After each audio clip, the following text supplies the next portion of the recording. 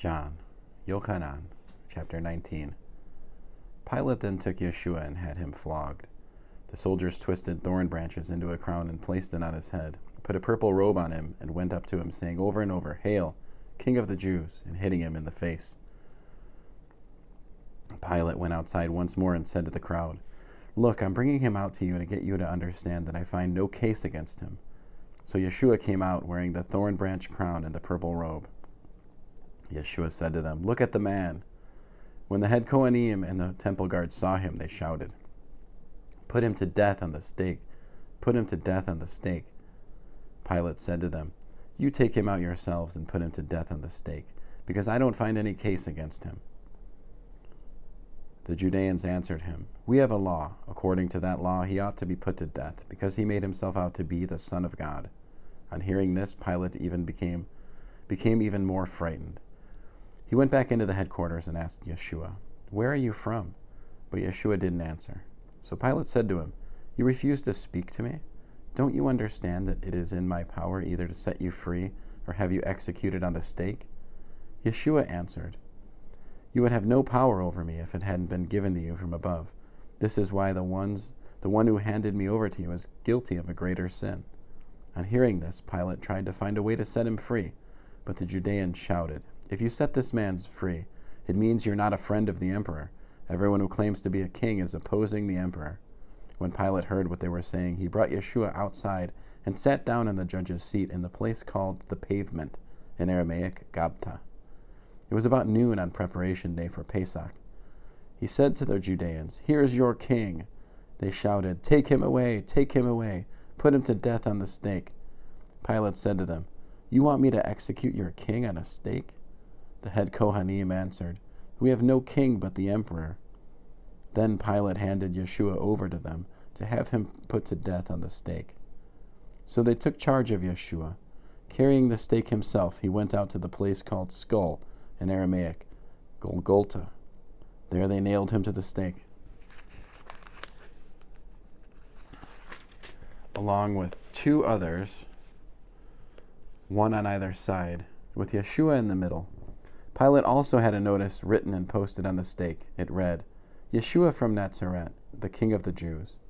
Many of the Judeans read this notice, because the place where Yeshua was put on the stake was close to the city, and it had been written in Hebrew, in Latin, and in Greek. The Judeans' head Kohanim therefore said to Pilate, "Don't write, 'the King of the Jews,' but," he said, "I am the King of the Jews." Pilate answered, "What I have written, I have written." When the soldiers had nailed Yeshua to the stake, they took his clothes and divided them into 4 shares, a share for each soldier, with the underrobe left over. Now the underrobe was seamless, woven in one piece from top to bottom. So they said to one another, "We shouldn't tear it in pieces. Let's draw for it." This happened in order to fulfill the word from the Tanakh. "They divided my clothes among themselves and gambled for my robe." This is why the soldiers did these things. Nearby Yeshua's execution stake stood his mother's sister Miriam, the wife of Cleophas, and Miriam from Magdala. When Yeshua saw his mother and the Talmud whom he loved standing there, he said to his mother, "Mother, this is your son." Then he said to the Talmud, "This is your mother." And from that time on, the Talmud took her into his own home. After this, knowing all things had accomplished their purpose, Yeshua, in order to fulfill the words of the Tanakh, said, "I'm thirsty." A jar full of cheap sour wine was there, so they soaked a sponge in the wine, coated it with oregano leaves, and held it up to his mouth.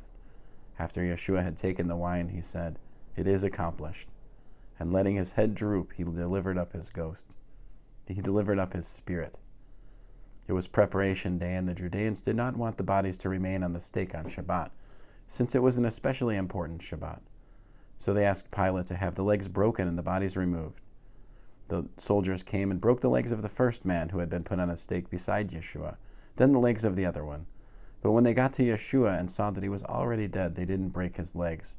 However, one of the soldiers stabbed his side with a spear, and at once blood and water flowed out. The man who saw it has testified about it, and his testimony is true. And he knows that he tells the truth, so you too can trust. For these things happened in order to fulfill this passage of the Tanakh. Not one of his bones will be broken. And again, another passage says, "They will look at him whom they have pierced." After this, Joseph of Ramatayim, who was a Talmid of Yeshua, but a secret one out of fear of the Judeans, asked Pilate if he could have Yeshua's body. Pilate gave his consent, so Joseph came and took the body away.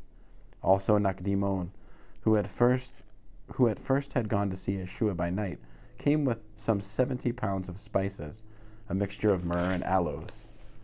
They took Yeshua's body and wrapped it up in linen sheets with the spices, in keeping with Judean burial practice. In the vicinity of where he had been executed was a garden, and in the garden was a new tomb in which no one had ever been buried.